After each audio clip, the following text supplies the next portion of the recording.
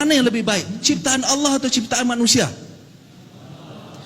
Mana lebih baik? Manusia atau robot? Robot itu pintar bicara, pintar bergerak. Sekarang ada robot bisa berlari. Mana lebih baik? Manusia atau robot? Alhamdulillah. Pilih mana? Pilih Al-Quran atau Pancasila? Pilih mana? Pilih Nabi Muhammad atau Joko Widodo? Pilih mana? Negara Islam atau negara kafir? Alhamdulillah, semuanya berpotensi direkrut.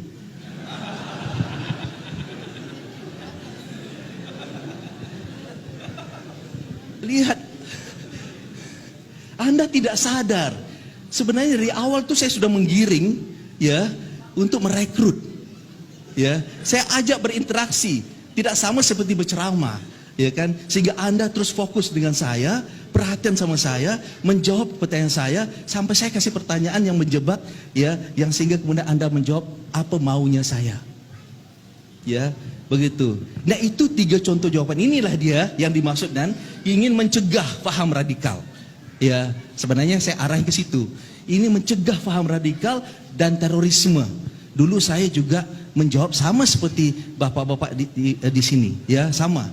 Ya, dengan luguin saya jawab, ya Al-Quran dong. Ya, Nabi Muhammad kan uswatun hasanah. Kita harus pilih Nabi Muhammad. Ya negara Islam lah. Masa negara kafir kita pilih? Ya begitu. Tapi itu sebenarnya ada unsur perekrutan. Ya, logika kita itu dipermainkan. Ya, itu baru 3 pertanyaan. Belum saya kasih 20 pertanyaan, langsung bapak-bapak ikut sama saya. Ya maaf, saya bisa begini, saya bisa merekrut karena track record saya setelah 3 tahun pendidikan di Akademi Militer, lulus tahun 90, saya dipilih menjadi instruktur, tenaga pengajar. 3 tahun saya bertugas menjadi tenaga pengajar di Akademi Militer. Kemudian jabatan saya dalam Jamaah Islamiyah terus naik dan terus naik sampai pada jabatan yang terakhir sebelum saya ditangkap sama Pak Kurnia dan kawan-kawannya. Ya, jabatan saya terakhir adalah Ketua Mantiki 3, Ketua Wilayah yang ketiga. Wilayah ketiga JI ini meliputi Sabah Malaysia, Kalimantan Timur, Sulawesi, ya, kemudian Selatan Filipina, ya, Mindanao dan Kepulauan Tawi-Tawi. Ya, jadi semua kegiatan anggota JI di wilayah tersebut itu di bawah kepimpinan saya. Jalur keluar masuk 3 negara itu semua sudah saya lewatin dan saya atur, baik legal ataupun ilegal. Dan saya membuka camp di Filipina. Saya melatih orang, saya merekrut orang, saya membina orang. Profesi saya dulu adalah mengajar atau melatih orang membunuh dengan berbagai macam cara. Ya, minta maaf, itu masa lalu saya. Ya, tapi itulah saya harus sampaikan begini. Artinya saya bisa berubah profesi sebab waktu dulu JI memang melatih benar seseorang itu. Oleh karena itu jangan heran, ya, ketika peristiwa bom Bali itu terjadi, kenapa mereka bisa melakukan itu? Banyak orang meragukan, ini tidak mungkin orang Indonesia yang melakukan ini, pasti ada orang asing, orang kelompok lain. Masa sih Ali Imran orang desa Tenggulun itu bisa melakukan aksi bom? Ya, tapi dia bisa karena dia belajar di Afghanistan. Ya, di antara para pelaku-pelaku bom Bali itu, ya, mereka pernah menjadi murid saya waktu di Afghanistan. Ya, antara lain seperti Imam Samudra. Pernah dengar nama Imam Samudra? Itu murid saya. Umar Patek pernah dengar? Murid saya. Dolmatin, Mubarak, ya, Azhari Nurdin, itu murid saya waktu di Filipina. Ya, ya, cukuplah, saya nggak mau sebut, banyak sekali itu murid saya. Ya, nakal-nakal itu murid saya itu. Ya, guru kan selalu ngajar yang baik, ya kan? Ya, guru selalu ngajar baik, yang salah kan murid gitu. Ya, maaf itu saya bercanda. Memang saya tidak pernah mengajarkan untuk membunuh warga sipil karena itu tidak dibenarkan dalam Islam. Tetapi kalau saya terlibat dalam peperangan, iya, saya terlibat dalam peperangan di Afghanistan dan juga di Filipina saya terlibat. Namun untuk membunuh warga sipil tidak pernah sama sekali. Tetapi karena mereka ini terpengaruh dengan seruan Osama bin Laden, akhirnya mereka kemudian melakukan hal tersebut. Baik, saya ingin menjelaskan 3 pertanyaan tadi. Ya, pilih Al-Quran atau Pancasila. Ya, alhamdulillah, ya, di situ mereka akan tumbuhkan rasa kebencian kepada Pancasila. Ya, mereka akan menyebut bahwa pilih Al-Quran, tolak Pancasila. Padahal itu pertanyaan yang salah. Kenapa saya bilang pertanyaan yang salah? Al-Quran itu kalamullah. Ya, sementara Pancasila itu adalah rumusan manusia. Rumusan manusia, aturan. Di pesantren ini ada aturan? Ada aturan? Ya, aturan itu ada di Al-Quran? Aturan di pesantren ini ada di Al-Quran? Ada? Adakah? Ada? Bukan, maksud saya itu bentuk bahasa aturannya itu sama persis di terjemahan Al-Quran. Tidak ada. Tidak ada. Namun aturan itu, ya, aturan di pesantren yang dibuat itu tidak berlawanan dengan Al-Quran.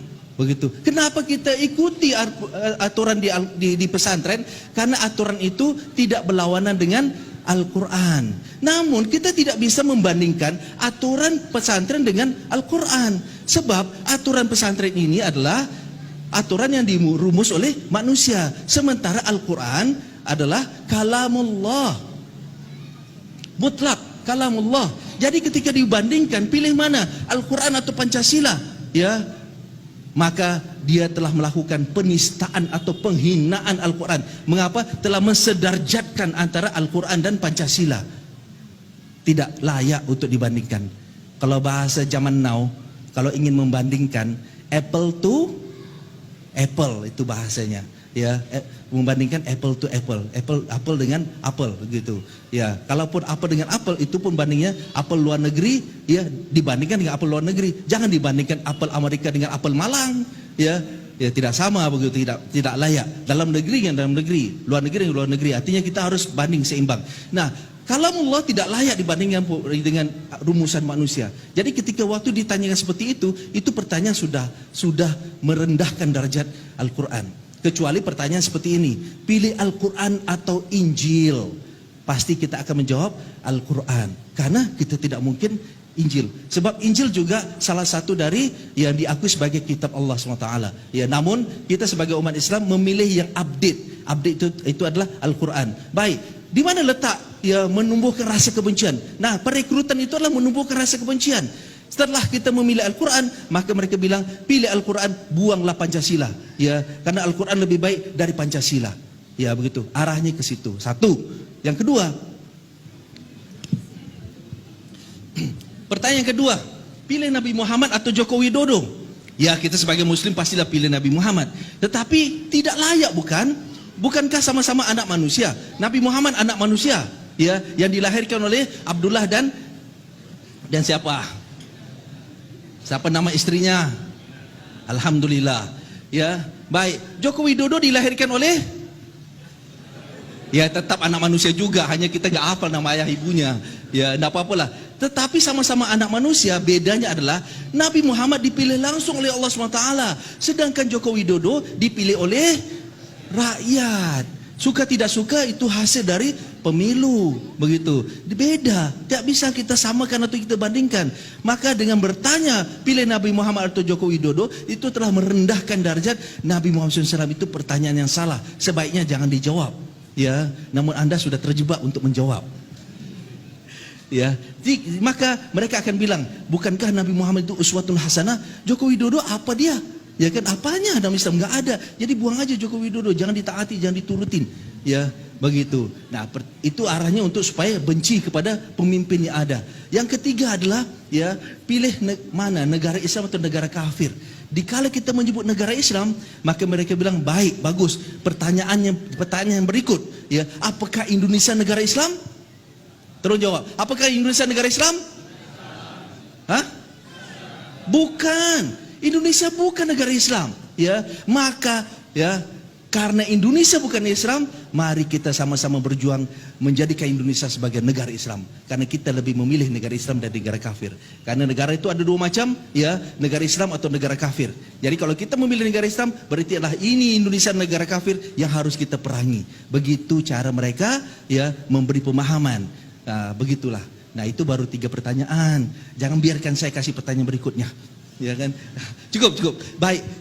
Di sinilah, ya, maksud saya dihadirkan di sini untuk memberikan sedikit pengalaman dari saya supaya kita semua tercegah, ya, jangan sampai kita terbentengi, jangan sampai kita terpengaruh, ya. Oleh karena itu, apa saja, ya, kita lihat, kita baca, kita nonton, kita dengar, karena zaman ini Zaman sekarang ini, ya, perekrutan itu lebih dahsyat dari zaman saya dahulu.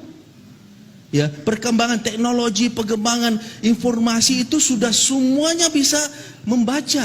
Ya, Anda bisa mendapatkan itu langsung dari gadget yang ada di tangan Anda. Ya, langsung aja. Tidak ada di bahasa Indonesia, ada di bahasa Inggris. Tidak ada bahasa Inggris, ada di bahasa Arab dan macam-macam lagi. Websitenya, videonya dan berbagai macam foto-fotonya bisa untuk memicu sehingga ada orang, ya, sekarang ini di antara mereka ada yang terrekrut sendiri. Ya, bahasa Inggrisnya itu self-recruited, terekrut sendiri. Atau ada istilah mereka sebut sebagai lone wolf, itu bahasa akademisi itu. Tapi terekrut sendiri. Ya, kalau saya mengatakan dia merasa terpanggil dari apa yang dia lihat, dia baca, dia dengar, dia nonton, lalu dia merasa terpanggil. Saya harus lakukan sesuatu. Ya, maka ada satu mahasiswa di Bandung lulusan kimia, ya. Kemudian dia merasa terpanggil dan dia merasa dia mampu. Dia bisa bikin bom, dia bisa meracik, dia coba-coba. Lalu kemudian dia praktek, oh bisa, praktek bisa. Kemudian akhirnya dia terlibat, dia melakukan suatu aksi. Ya, sekarang sudah bebas dia. Ya, ada juga polisi, ya, polisi dan dia merasa terpanggil. Lalu kemudian dia pergi ke Syria. Begitu, polisi Jambi ya, Pak Kurnia ya. Ya.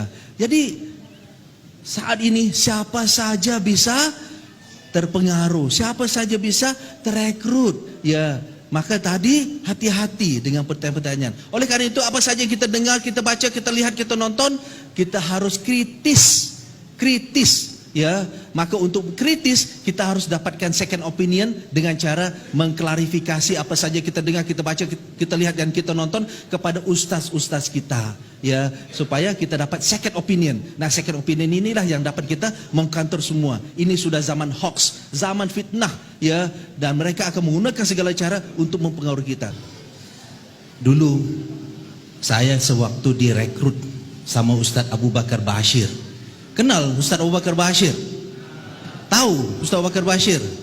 Di mana sekarang beliau? Ya? Di pondok? Di penjara beliau. Penjaranya sekarang di Gunung Sindur. Ya, kasihan.